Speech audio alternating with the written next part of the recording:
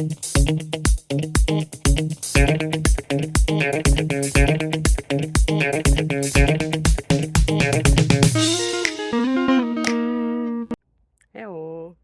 So today is sports day, so it's time to do something for us, for our body, and of course for our mind. So how about this next question?